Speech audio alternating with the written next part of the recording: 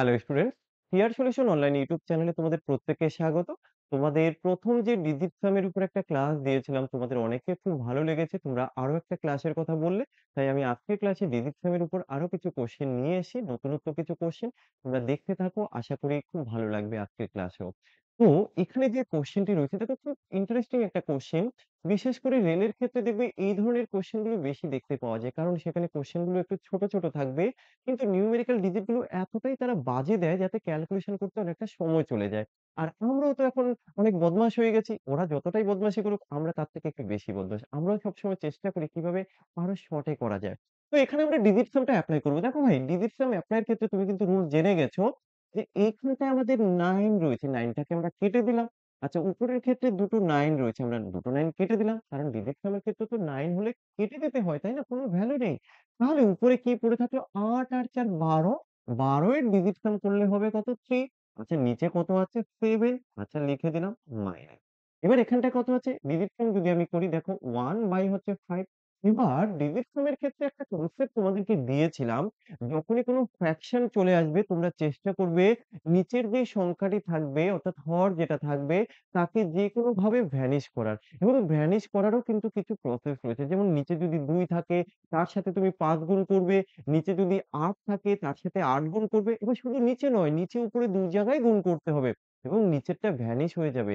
কি করে হয় সেটাও দেখাবো। দেখো, তাহলে এখানে ৭ আছে। যদি তুমি এর সাথে ৪ গুণ করো, উপরেও তো তোমাকে ৪ গুণ করতে হবে। আচ্ছা, এখানে যদি আমি ২ গুণ করি, এখানেও আমাকে ২ গুণ করতে হবে। এখন এখানে কোয়েশ্চেন যে স্যার এখানে ৪ আর ২ কেন আপনি গুণ করলেন? দেখো ভাই, সিম্পল বিষয়। এই যে ৪ সাথে কত? তুমি বললে স্যার ৪ সাথে তো ২৮ হয়। আরে ভাই, ২৮ এর ডিজিট সাম করলে কত হয়? তুমি বললে স্যার ১০ হয়। ১০ তো নয়, সিঙ্গল ডিজিটে রাখতে হবে। নিচে কত হবে স্যার? ১ হবে। তোমরা জানো যে নিচে যদি কোনো ভগ্নাংশের 1 চলে আসে সেটা লেখা না লেখা সমান। তো এত কিছু করার দরকার নেই। আমি এইটুকু করার পর এখানে ডাইরেক্ট চলে যাব। ৩ ৪ এ কত? ১২। ১২ এর ডিজিট সাম কত হয়? ১২ এর ডিজিট সাম ৩ হয়। এসে গেল। ৫ দুগুণে ১০, তার মানে এটা ভ্যানিশ। কত থাকে? ২ অকে ২। এই দেখো, ৩ এর থেকে ২ বাদ দিলে যে কেউ উত্তর বলতে পারবে যে স্যার অপশন বি হবে। আর তুমি নরমালি এই কোয়েশ্চেনটাকে ক্যালকুলেশন করে দেখো ভাই, মিনিমাম তোমার ২ মিনিট লেগে যাবে। তার উপর আবার দশমিক রয়েছে। তো এইজন্যই বলা যে অঙ্ক শুধু করলে হবে না, অঙ্ক কিভাবে করলে টাইম সেভ করতে পারবে এটাই হচ্ছে মেইন টার্গেট। কারণ তোমরা জানো রেলের ক্ষেত্রে 50% থাকে কিন্তু ম্যাথ এবং রিজনিং থেকে। আমি আরো একটা কোয়েশ্চেন দেখাচ্ছি তোমাদেরকে, দেখো। এই যে ওই কোয়েশ্চেনটা তোমরা দেখবে গ্রুপ ডি তে এসেছিল ২০১৮ সালের। আমরা এখানেও কিন্তু ডিজিট সাম প্রসেস এপ্লাই করব। ডিজিট সাম শুধুমাত্র সিম্পল কিছু ক্যালকুলেশন এর ক্ষেত্রে এটা নয়, অনেক জটিল কোয়েশ্চেন এর ক্ষেত্রেও আমরা এপ্লাই করতে পারি। জাস্ট জানতে হবে কিভাবে এপ্লাই করতে হয়। এখানে দেখো যে সংখ্যাগুলো রয়েছে, আমি এখানটা একটু লিখলাম বড় করে। আ 6 3 5 5 3 5 ডিভাইডেড বাই কি আছে? 13.05 এবং ডিজিট সাম করব। দেখো ভাই, এখানটায় এই দশমিকের কোনো ভ্যালু নেই আমরা জানি। ডিজিট সাম এর ক্ষেত্রে তো উপরে ডিজিট সাম করলে কত হবে? ৯ আর ৩ এ ৯, ৯ আর ১০ এ ১৯, তাই তো? ১৯ আর হচ্ছে ৩ এ কত? ১৯, ২০ ২৫ ২২, ২২ আর ৫ এ ২৭। ২৭ এর ডিজিট সাম করে স্যার ৯ আসে। আচ্ছা, নিচে দেখো ৫ আর ৩ ৮ আর ১ এ ৯, নিচেও দেখো ৯ আসে। তা ভাই ৯ কে ৯ দিয়ে কাটলে তো তুমি বলবে স্যার ডিজিট সাম করে আমার ১ আসবে, তাই না? তাহলে 1 আসলো।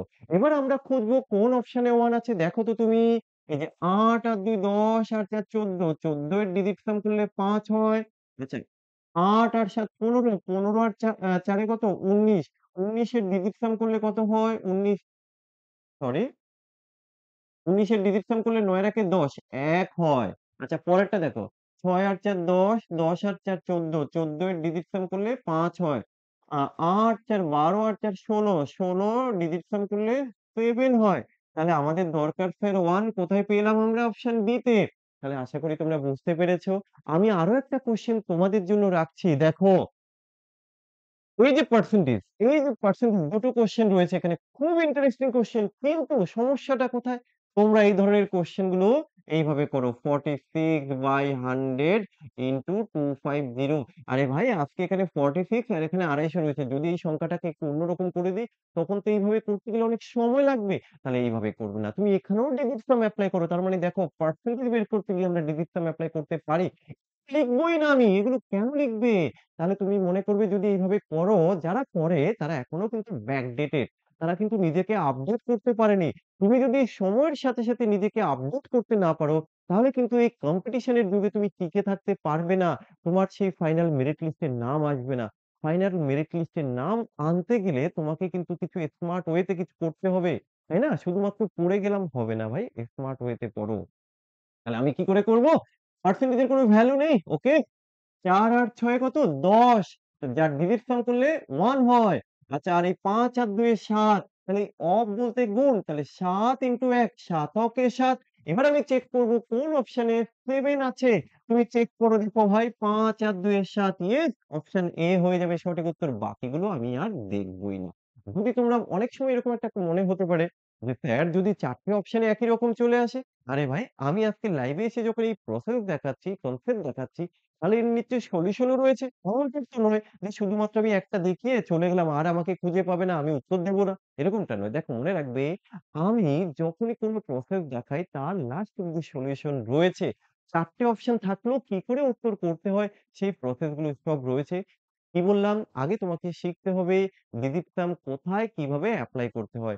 সমস্ত রুলস জেনে তুমি আসো। তুমি যদি আ না জানো, না জেনে মাঠে নেমে পড়ো আগে খেলা শিখতে হবে। তারপরে তো তুমি খেলতে পারবে, তাই না?